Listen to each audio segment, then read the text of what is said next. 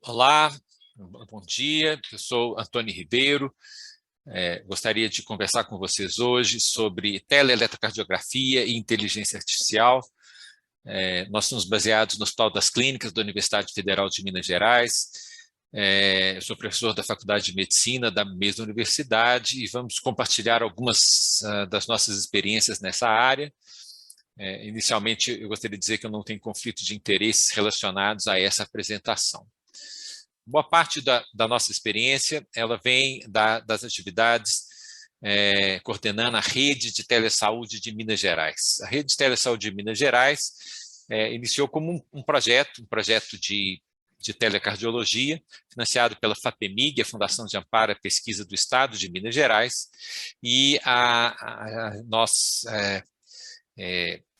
obtivemos um financiamento pela Fundação de Amparo, e em 2006 nós iniciamos atividades selecionando municípios de pequeno porte, né, no estado de Minas Gerais, uma parceria das 5 universidades, né, Universidade Federal de Minas Gerais, Juiz de Fora, Triângulo Mineiro, Uberlândia e Unimontes, em Montes Claros, né?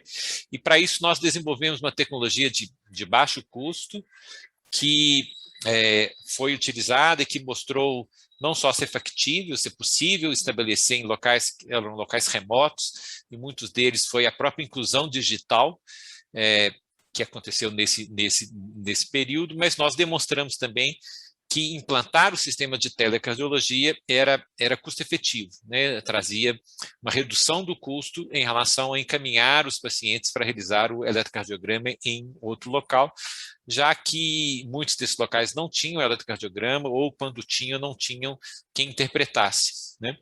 E essa experiência foi tão bem sucedida que ela foi transposta, então, rapidamente para o estado de Minas Gerais inteiro. O estado de Minas Gerais pela sua Secretaria de Saúde e o Ministério da Saúde financiaram, então, essa expansão da rede de telesaúde de Minas Gerais, que no final dos anos 2000 passaram a atingir a maior parte dos municípios do estado de Minas Gerais, numa área de cobertura que excede os 800 dos 857 municípios hoje, né? Nesse mesmo momento, a rede de telesaúde parou de trabalhar apenas com cardiologia, começou a trabalhar com outras áreas de saúde, da medicina, começou a trabalhar com pesquisa e educação numa forma mais intensa, e novas universidades foram adicionadas à rede, a Universidade Federal do São João e a Universidade Federal do Vale do Jequitinhonha e Mucuri. De 2007 em diante, nós passamos a ofertar esse mesmo serviço na chamada Oferta Nacional de Telediagnóstico pelo Ministério da Saúde para outros estados brasileiros. Estamos presentes, então, em cerca de 9 estados, né? E aí alguns com muitos pontos, Bahia, Ceará, outros nem tanto, né? Mas estados da região Norte, Nordeste e Centro-Oeste, né, são atendidos pela rede de telesaúde de Minas Gerais, com a realização dos eletrocardiogramas, mais que 1.000 municípios atualmente, uma média de 3.000 eletrocardiogramas realizados a cada dia útil. E, por fim, né, no último ano, com o advento do Covid, nós fomos procurados pela World Heart Federation para que a gente registrasse os eletrocardiogramas dos pacientes COVID em diferentes países do mundo, e adaptamos nosso sistema, né? Estamos prestando aí os serviços para cerca de 20 países das Américas, Europa, África e Ásia, né? Ainda como projeto de pesquisa, né? Para construir essa rede, nós conseguimos financiamentos de diferentes fontes, né? E muitos dos financiamentos são públicos, do próprio Ministério da Saúde, Secretaria de Estado da Saúde, Assembleia Legislativa de Minas Gerais, Prefeitura de Belo Horizonte, mas nós também procuramos financiamento nas agências de fomento públicas, nacionais, internacionais, e fundações privadas nacionais e internacionais. Nós tentamos juntar um ciclo de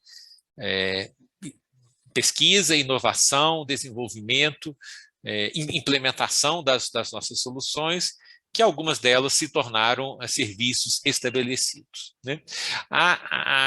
Essas atividades, então, elas vão nas áreas de teleconsultoria, mais recentemente teleconsulta também para a COVID, telediagnóstico com outras áreas, retinografia, fundo de olho, outros exames cardiológicos, telespirometria, mais recentemente com o Ministério da Saúde, saúde digital, aplicativos, sistema de suporte à decisão. Temos uma ênfase grande na teleeducação, no treinamento em serviço, né?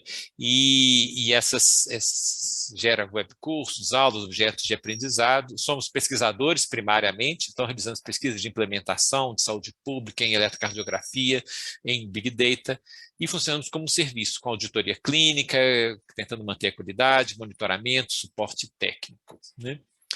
Esse é o nosso canal do YouTube, telesaude.hc.fmg.br, que tem já mais de 5 milhões de acessos, né? E essa é uma área importante dentro do Centro de Telesaúde hoje, né? Mas o nosso interesse aqui é na telecardiologia e como que ela funciona, né? Então, nós temos um serviço que nós temos 3 a 5 cardiologistas por plantão a cada turno, né? E os eletros são realizados do ponto remoto, são transmitidos por sistema que nós mesmos desenvolvemos para os nossos servidores e apresentados ao nosso cardiologista para o laudo, com um sistema de filas, e os laudos de urgência são respondidos em média em até 2 minutos, os exames até 10 minutos, mas em média 2 minutos, né, e os exames eletivos respondidos em média 100 minutos até 4 horas. Né? A gente funciona 24/7 e para isso a gente desenvolveu uma série de ferramentas, né, de tecnologia que são compatíveis com diferentes sistemas de elétrica, que são de baixo custo, mas que também permitem a qualidade do exame. A gente vai mostrar um pouco sobre isso a seguir. Né? A gente faz a auditoria periódica. A Universidade de Uppsala apareceu por acaso aqui, é de outra coisa. Né? Então, essa é a interface que a gente tem na ponta. Os pontos remotos trabalham com diferentes máquinas, diferentes eletros digitais, eletros que se conectam a um PC, a um computador, e quando os dados são entrados, o grau de urgência, os sintomas clínicos, a medicação em uso, né, são entrados por quem está realizando o eletrocardiograma, e o sinal eletrocardiográfico é adquirido, seja em tempo real, para alguns aparelhos, seja por arquivo XML, que é obtido, arquivo do próprio eletrocardiógrafo comercial que a gente está utilizando. Né? E esse eletrocardiograma, 2 a 4 traçados por cada paciente, ele é uploaded, ele vai para o servidor, né? E quando ele vai para o servidor, ele entra numa fila, uma fila que separa urgentes, preferenciais e eletivos, que tem. Aqui são vários, coloquei dois cardiologistas esperando os eletrocardiogramas chegarem, né? E aí cada cardiologista tem uma interface desse próprio sistema, né? Em que ele é capaz de visualizar, então, os dados clínicos, as medidas automáticas, porque o eletro ele é processado pelo software da Universidade de Glasgow quando ele chega no servidor. Então as medidas automáticas são mostradas para o cardiologista, que pode escolher os diferentes traçados, ou pode modificar como o traçado é apresentado e modificar o filtro, né, e conferir as medidas, modificar as medidas, o que é uma coisa importante, porque o laudo ele é feito a partir das medidas. Então, eu só posso falar que tem bradicardia sinusal se a frequência cardíaca for abaixo de 50. Só posso falar que tem bloqueio de ramo se a duração do complexo QRS é acima de 120. E à medida que o cardiologista escolhe esses diagnósticos, o laudo ele é montado automaticamente e ele vê uma tela, o laudo pronto, ele tem apenas que corrigir aquele laudo, já incluindo as medidas e incluindo esses diagnósticos eletrocardiográficos que são compatíveis com as diretrizes da Sociedade Brasileira de Cardiologia e principalmente com as diretrizes da American Heart Association quanto à nomenclatura. Né? Nós trabalhamos muito nesse sistema. Antes tinha sistemas anteriores de laudo de texto livre, e esse sistema ele permite, inclusive, que as bases de dados de 2018 para frente, que a gente está utilizando, elas já tenham esses diagnósticos com clareza e que a gente possa utilizá-los para outros estudos, como a gente vai ver a seguir. Né? Então, nós realizamos em mais de 5 milhões de eletros, entre outras atividades, né? E realizamos atividades específicas, por exemplo, essa é é a rede de telecardiologia, o projeto Minas Telecardio 2, que era uma rede de cuidado do infarto com supra de ST no norte de Minas Gerais, uma parceria com o Estado de Minas Gerais, com a superintendência dessa macro-região, né, que incluía, então, aí, 89 municípios, 48 ambulâncias, as portas de entrada dos hospitais, a capital do norte de Minas é Montes Claros, né, e utilizando as diretrizes do Ministério da Saúde adaptadas para o local, nós criamos uma rede de cuidados, né, em que os profissionais de saúde, SAMU foram treinados para receber o eletro, para encaminhar para os hospitais. O nosso sistema foi adaptado para funcionar em tablets com 4G, o SAMU aprendeu, montamos toda uma estrutura dentro da ambulância para que a trombólise pudesse ser feita dentro da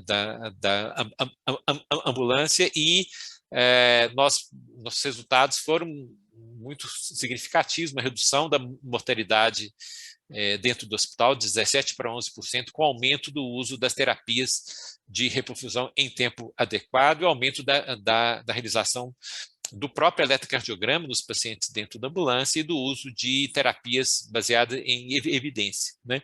Mostrando que a eletrocardiografia é uma ferramenta poderosa para a organização do sistema de saúde e para a melhoria dos resultados assistenciais, por exemplo, no infarto agudo do miocárdio que se apresenta na urgência. A nossa experiência também é que mesmo que a nossa rede seja muito baseada na atenção primária à saúde, esses 1000 pontos, eles são principalmente na atenção primária à saúde, existem urgências na atenção primária à saúde e cada dia nós temos urgências solicitadas pelo médico, que a gente observa quando realiza o eletro, tem 5 a 10 casos de urgência clínica, de infarto, bloqueio, outra condição que exige uma ação imediata, né? Bom, esse sistema está funcionando, então, já faz mais que 15 anos, nós estamos em expansão, né, agora Goiás, Pernambuco, Paraná, né, implantando, e a partir de um certo momento nós vimos que a gente tinha uma enorme base de dados, e começamos a utilizar essa base de dados para estudos, mas os estudos inicialmente eram estudos transversais, né? E a gente sabe que boa parte da informação em cardiologia sobre o valor do eletrocardiografia veio dos estudos de corte, né? A corte de Framingham é a clássica para nós na cardiologia, mas as cortes elas têm um tamanho limitado, né? Elas têm alguns milhares de pacientes na grande maioria das vezes, né? Mais recentemente a gente tem o UK Biobank com um número maior, com algumas centenas de milhares, né? Mas a maior parte dos trabalhos são realizados em cortes relativamente pequenas, o que faz com que muitas vezes essa informação ela seja condensada, né, em meta-análise de cortes, e o CHARG é um dos consórcios de cortes em doenças cardiovasculares que a gente tem, né? Esse é um estudo, por exemplo, que incluiu, né, a gente participou, né, sobre o efeito cálcio, magnésio e potássio, sobre as medidas de repolarização, então utilizaram várias cortes, todos juntaram os dados e viram um paper, então, com milhares de pessoas, o que é uma técnica metodológica muito trabalhosa, né? O que nós vimos acontecer quase simultaneamente foi a grande disponibilidade de fontes de informação, de fontes administrativas ou obtidas por alguma outra maneira. As bases de dados, os prontuários eletrônicos, né, os sistemas de laboratório, de medicações, os sensores dos celulares que estão com a gente, todos eles fornecendo, então, dados das mesmas pessoas em múltiplo formato, de múltiplas localizações e com múltiplas aplicações, configurando o que a gente chama de Big Data, né?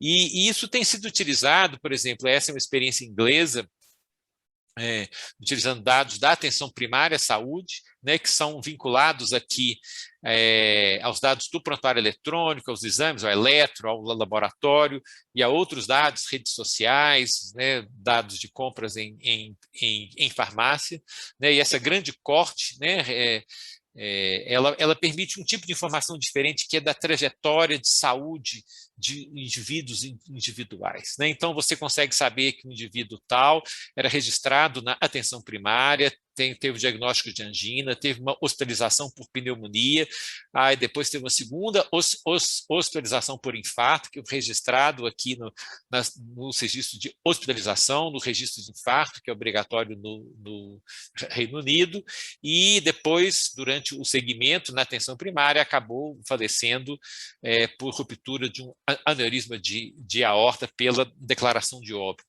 né? Então, a saúde permite hoje que nós desenvolvamos cortes digitais, que têm as suas vantagens e as suas desvantagens em relação às cortes habituais. Obviamente, essa informação ela não é colhida com rigor metodológico de um estudo de corte, né? Mas é uma informação muito volumosa, né? E o número de eventos, né, e o número de observações permite, então, de alguma maneira, ultrapassar os limites do fato de que o dado é um dado mais sujo do que é o dado das cortes que a gente estava acostumado. Esse é um exemplo de aplicação desse mesmo estudo, então, obtendo aí o nível de pressão arterial na atenção primária e o risco de 12 eventos importantes, angina instável, infarto, né? Então, as cortes eletrônicas elas permitem que você avalie a influência de vários fatores sobre vários desfechos, né, já que eles estão todos disponíveis. Então, assim, existe uma série de potencialidades que a gente pode obter pelas cortes eletrônicas, né? Isto tem sido potencializado mais recentemente pelo uso da inteligência artificial, em especial as redes neurais profundas, o deep learning, para a avaliação diagnóstica e prognóstica das imagens médicas, né, e dos sinais, de uma forma geral, obtidos por exames complementares em saúde, né? Esse é um estudo clássico, estudo do grupo de Stanford com a Google, né, mostrando aí que o algoritmo de Deep Learning era mais eficiente, né, do que oftalmologistas individuais na detecção da retinopatia em uma amostra relativamente grande, e essa é uma aplicação que clinicamente se tornou disponível, né? Várias aplicações de imagens se tornaram disponíveis desde então, né? Mas quando a gente começou a trabalhar com isso, uma das leituras básicas é a leitura do livro do Eric Topol sobre Deep Learning em medicina, que se chama Deep Medicine. Ele tinha um comentário, uma sessão sobre eletrocardiografia, e ele falava que, embora a eletrocardiografia estivesse disponível para as máquinas há muito tempo, e, na verdade, existiam vários softwares de análise automática de eletrocardiografia, todos com a acuidade relativamente limitada, né, que era surpreendente quão pouco, né, as ferramentas atuais de inteligência artificial podiam fazer para a interpretação mais acurada do eletro. Isso em 2019, e nesse mesmo ano, né, a gente essa situação começa a mudar, mas nesse momento, né, estudos pequenos, com objetivos modestos, com amostras pequenas. Na verdade, havia uma constatação de que as bases de dados anotadas eram restritas, né, porque muitos hospitais e sistemas guardavam apenas os PDFs, as imagens dos eletrocardiogramas, que não eram muito adequadas para o processamento de sinal, e também pela ausência de uma padronização dos diagnósticos eletrocardiográficos, né? Há ainda também a grande variabilidade entre os observadores quanto ao eletrocardiograma. Tudo isso diminuía as aplicações de machine learning, de aprendizado de máquina, do qual o Deep Learning é uma das técnicas na eletrocardiografia. Essa situação começou a mudar muito rapidamente. Esse artigo saiu em janeiro de 2019, na Nature, o grupo também de Stanford, mas outros artigos de outros grupos, da Mayo Clinic, da Filadélfia, saíram logo a seguir, mostrando que, aí no caso, um eletrocardiograma de uma derivação apenas, né, o algoritmo, né, com rede neural era capaz de fazer o diagnóstico de 12 arritmias com uma acuidade que era superior aos cardiologistas individuais, né? E essas técnicas foram sendo aprimoradas, e nós participamos um pouco desse processo, porque nós havíamos criado em 2017 o o estudo CODE, que é nada mais, nada menos uma tentativa de criar uma corte eletrônica digital dos eletrocardiogramas, né? Nós pegamos a nossa base de dados construída pela rede de telesaúde, com cerca de 1.500.000 pessoas, 2.400.000 eletros, né? Pegamos as informações clínicas de medicamentos, né? Os traçados eletrocardiográficos puros, os pontinhos lá do eletrocardiograma, né? Mas também as interpretações automáticas pelos softwares de Glasgow e pela codificação de Minnesota. Criamos uma enorme base e linkamos essa base e conectamos essa base com a base de mortalidade do SUS para o estado de Minas Gerais. Pegamos eletros de Minas nessa época, todos os eletros eram do estado de Minas Gerais, e mais recentemente a base de hospitalização da cidade de Belo Horizonte, né? Então passamos a ter um pouco igual aquele slide que eu mostrei anteriormente, uma base que eu tinha diferentes eletros, e pelo menos para Belo Horizonte as internações e o evento morte a seguir, e começamos a utilizar essa base de dados para estudos epidemiológicos, né? Esse é o mestrado da Gabriela Mianda Paixão, cardiologista, sobre o impacto da fibrilação arterial, sobre o risco de morte nessa corte, que é uma corte muito próxima da população geral, a corte de atenção primária, então pessoas ambulantes, não são pessoas de um atendimento especializado, no qual a prevalência da fibrilação atrial, que varia com a idade, obviamente, era na faixa de 1,3, né, e com um segmento aí de média de 3 anos, cerca de 3% de óbitos também.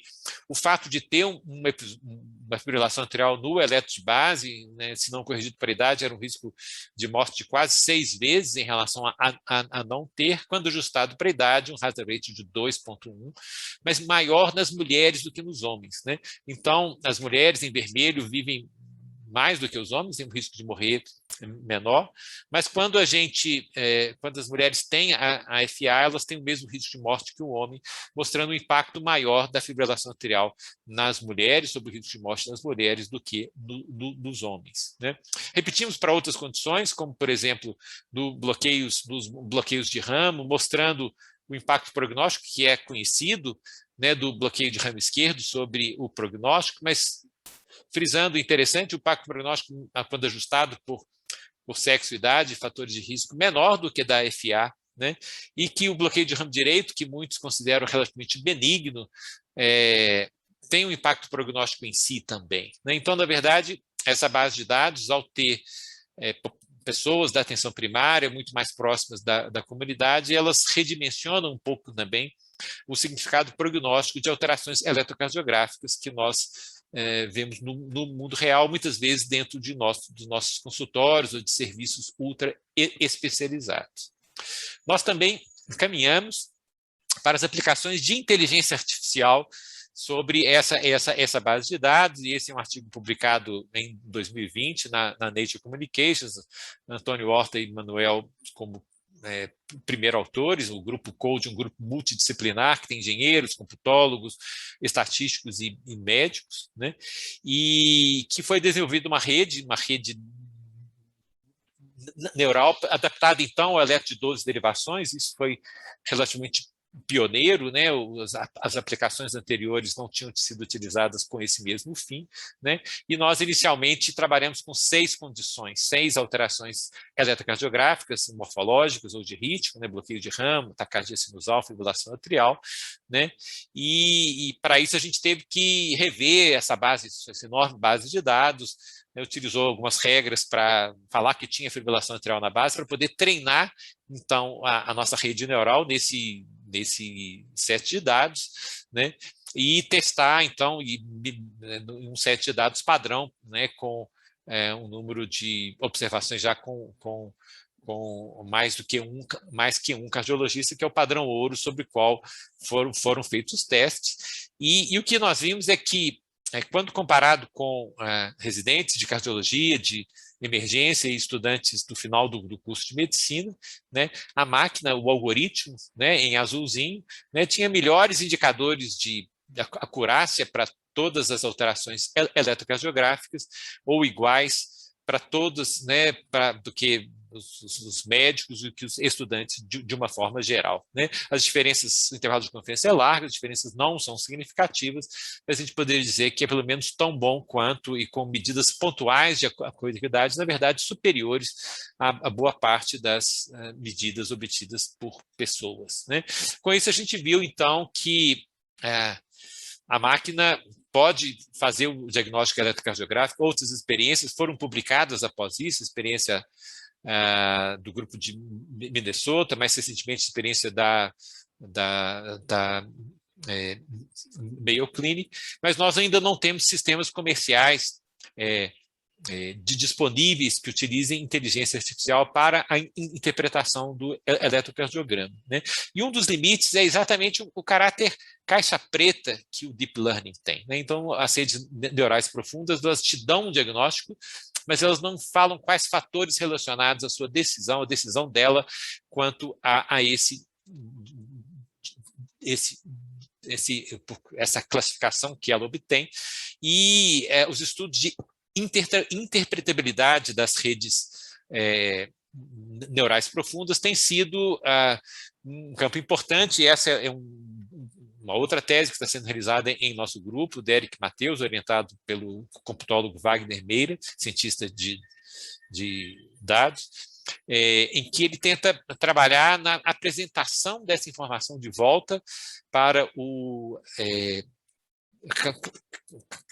cardiologista, tentando explicar por que a máquina chegou àquele diagnóstico. Um estudo que está em curso ainda, mas ele basicamente distorce o sistema que é apresentado para a máquina para entender aonde a máquina está vendo uma alteração que levou a chegar até aquele achado final, né?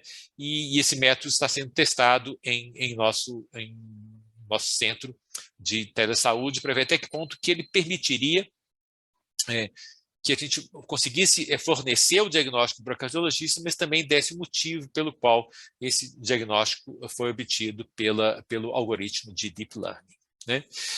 Uma segunda pergunta importante e que tem sido objeto de vários projetos, né? Até que ponto que a inteligência artificial pode prever o prognóstico. E nós trabalhamos aqui com o conceito de idade eletrocardiográfica, que é similar à idade cardiológica, idade cardiovascular, né? E que nós vimos que era possível de ser obtido pelo eletrocardiograma. Já existia um estudo sugerindo isso, e nós treinamos, então, parte dessa corte code, né? Nós derivamos uma rede, então, capaz de fornecer uma estimativa da idade para quem realizou o eletrocardiograma, baseado apenas no traçado eletrocardiográfico, né? Então, a rede recebia o traçado eletrocardiográfico sem informação de sexo, idade ou de qualquer informação clínica, e era treinada, né, com uma set de dados que tinha o traçado dela, e aí no set de teste ela fornecia essa idade, e a gente viu que ela tinha uma média de erro, um erro médio de cerca de 8, né? E aí nós passamos a trabalhar nessa corte, em duas outras cortes, na corte do estudo ELSA, que é um estudo epidemiológico brasileiro, com quase 15 mil pessoas, servidores públicos, e a corte Samitrop, que é uma corte de pacientes com doença de Chagas, que a gente conduz no norte de Minas, são colaboração com outros pesquisadores, né? São cortes um pouco diferentes, o que é bom para validação. Então, nós validamos, né, a idade eletrocardiográfica em 15% da corte CODE, na corte ELSA e na corte Samitrop, né? E o que nós vimos foi, basicamente, que quando a idade eletrocardiográfica é 8 ou mais anos, né, mais que 8 anos, maior do que a idade cronológica, né, como se o coração fosse mais velho, né, a pessoa tem o maior risco de morte no segmento de 3 anos. Então, é um marcador de risco, né? É um marcador de risco, mesmo quando se ajusta esses exames, né, essa análise para fatores de risco, hipertensão, diabetes, né, são utilizados nos scores de risco habituais, né? Então, ter uma diferença de idade, um gap de idade, né, acima de 8 anos, a idade eletrocardiográfica mais que 8 anos, né, do que a idade cronológica aumenta o risco em cerca de 70%. E o fato de ter uma idade eletrocardiográfica mais jovem, né, mais que 8 anos a menos, diminui esse risco, né, em cerca de 20 a 30%. Né? Então, mesmo ajustado para fatores de risco nas 3 cortes, né, nós temos que o fato de ter, né, a idade mais que 8 anos, né, ela aumenta o risco em 70%, 60%, 70%, ou até na corte de pacientes cardiopatas com doença de Chagas, até mais que 2. E você ter um eletrocardiograma com idade eletrocardiográfica mais jovem do que a pessoa é um fator de proteção, embora menos importante do que o outro. Né? E isso se manteve quando a gente trabalhou apenas com eletros normais. Né? Então, nós excluímos os eletros alterados e mesmo restringindo. Então, a gente podia imaginar que a idade eletrocardiográfica fosse um marcador do número de alterações eletrocardiográficas presentes, mas não. Quando a gente trabalha apenas com os eletros normais, a máquina ela dá um valor de idade para aquela pessoa, se esse valor é mais que 8 anos, né, nós temos aí um risco de morte significativamente mais alto para essa pessoa, sugerindo que esse método possa ser utilizado na prática clínica como o score de cálcio, por exemplo, né, naqueles pacientes de risco intermediário, uma hipótese que merece ser testada. As vantagens do eletrocardiograma é que é um método fortemente disponível, que é utilizado rotineiramente dentro da nossa atenção primária à saúde, de baixo custo. Então, se a idade eletrocardiográfica realmente reclassificar o risco, né, nós teremos aí uma possibilidade de scores de custo mais baixo que possam ser aplicados em larga escala. Né?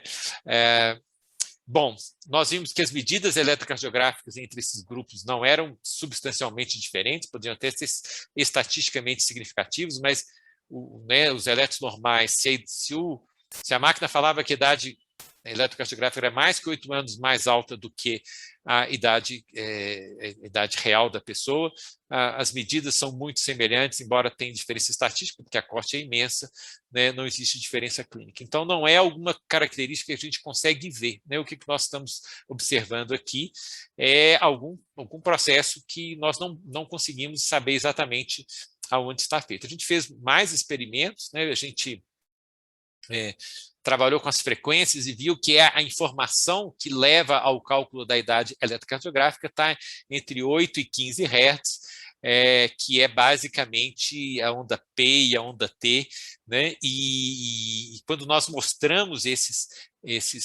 eletrocardiogramas para cardiologistas da mesma idade cronológica, mas que a idade eletrocardiográfica fosse diferente mais que 8 anos, eles não conseguiram reconhecer. Eu fui um deles, foram três cardiologistas, uma série repetida de experimentos, né, mostrando que a característica que está sendo observada aí não é uma característica que pode ser vista pelas ferramentas de olho humano que a gente utiliza. Né? Então, as conclusões desse estudo é que a idade eletrocardiográfica parece refletir a idade biológica, pode ser uma ferramenta de predição de risco para a mortalidade de todas as causas, ela é fácil de ser obtida, né? E ela parece refletir alterações eletrocardiográficas sutis que não são capturadas pela análise eletrocardiográfica convencional. De uma forma semelhante, nós passamos a observar, com a colaboração de pesquisadores israelenses, colegas do Instituto Technion, né, a capacidade na mesma base, em eletrocardiogramas, de reconhecer a predição de um novo episódio de FA, né, de fibrilação atrial, frente a um eletro original normal. E, para isso, os colegas utilizaram uma série de medidas, não só a rede neural, mas medidas obtidas da mensuração e medidas clínicas, né, e juntaram todas essas técnicas numa técnica única para predição, então, de novos episódios, utilizando aí esse subset de 400.000 pessoas que tinham 2 eletros, né, então fazendo a predição da FA em um segundo eletro. Né? E os modelos, né, que incluem aqui cada vez mais informação, as variáveis clínicas, as variáveis obtidas a análise morfométrica da variabilidade da frequência cardíaca, a análise com máquina, a partir do modelo 4 em diante, 5 em diante, né? E o que se viu é que a acuidade foi melhorando progressivamente, de forma que o algoritmo, já ajustado, então, para todas essas variáveis, ela tinha uma enorme capacidade, uma alta capacidade de discriminação do risco de fibrilação atrial para essas pessoas. Esses achados são bastante preliminares, mas são absolutamente promissores, já que quando a gente utiliza como sim, não, utiliza um ponto de corte, realmente a máquina é capaz de discriminar com muita acuidade quem tem a chance de evoluir com um novo episódio de FIA e quem não tem. Os achados são iniciais, têm que ser testados em outros cortes, e a utilidade clínica precisa ser avaliada em estudos randomizados, prospectivos, né? Mas isso apenas aponta para um caminho, né? Informações que são não convencionais do eletrocardiograma certamente poderão ser utilizadas na predição do risco, seja o risco de morte, seja o risco de outro evento a partir dos eletrocardiogramas. E uma outra aplicação, nós vimos esse artigo do grupo da Mayo Clinic, em que eles utilizaram o eletro de 12 derivações por inteligência artificial para predizer a disfunção ventricular esquerda, a fração de ejeção abaixo de 35%. Né, com uma acuidade bastante alta, acima de 0,9, né? E nós adaptamos essa informação, rodamos esse mesmo software para os nossos eletrocardiogramas de pacientes chagásicos do norte de Minas, numa região bastante com necessidade, pequenas cidades, em que, utilizando a máquina desenvolvida então pelos colegas da Mayo Clinic, com alguns dados clínicos adicionais, a gente tinha uma capacidade de reconhecer aí com alta precisão também a disfunção ventricular esquerda na doença de Chagas. Imagina, então a gente pode imaginar uma aplicação em que o paciente chagásico, que não tem acesso ao eco nas pequenas cidades do país, ele vai fazer um eletrocardiograma, e o eletrocardiograma vai dar probabilidade de disfunção ventricular esquerda, e apenas aqueles com um limiar tal de probabilidade serão submetidos ao ecocardiograma. Então, o atendimento pode ser racionalizado e o método pode ter múltiplas outras aplicações. E, por fim, a nossa última questão é se a gente vai ser capaz ou não de melhorar o atendimento das pessoas, o acesso das pessoas com essas novas técnicas, seja a telesaúde, a telecardiologia, seja o uso da inteligência artificial nesses exames. E a gente sabe que a distribuição dos médicos pelo mundo é absolutamente desigual, mesmo em nosso país, nas diferentes regiões, né? E que, para que a gente garanta que todos tenham acesso à saúde, a telesaúde pode ser uma ferramenta importante, né? Para que a gente consiga, então, que o mundo inteiro tenha o bem-estar, né, que as desigualdades entre as diferentes regiões sejam diminuídas, né? E para isso o FMG hoje lidera então aí um dos centros de inovação em inteligência artificial da FAPESP, do Ministério de Ciência e Tecnologia. O nosso é dedicado à saúde, está sendo implantado agora no segundo semestre de 2021, nós somos agraciados, né, foram escolhidos como um dos centros de inteligência artificial para o país como um todo, né, e projetos internacionais como esse com a Universidade de Southampton tentam levar essa tecnologia para outros países, outros locais, países da África, de língua portuguesa, de língua inglesa. Então, há toda uma expectativa que essas metodologias e tecnologias possam ser utilizadas em outros locais para que a gente consiga uma melhoria geral das condições de saúde. O Grupo CODE é um grupo multidisciplinar, com pesquisadores também da Universidade de Uppsala e da Universidade de Glasgow, de engenheiros estatísticos, né? E a telesaúde é um grande grupo, uma grande família, com inúmeras pessoas trabalhando para não só os processos da telecardiologia, os processos da telecardiologia, para que os outros sejam bem-sucedidos. Nós agradecemos, estamos à disposição e esperamos que vocês tenham um excelente encontro. Muito obrigado.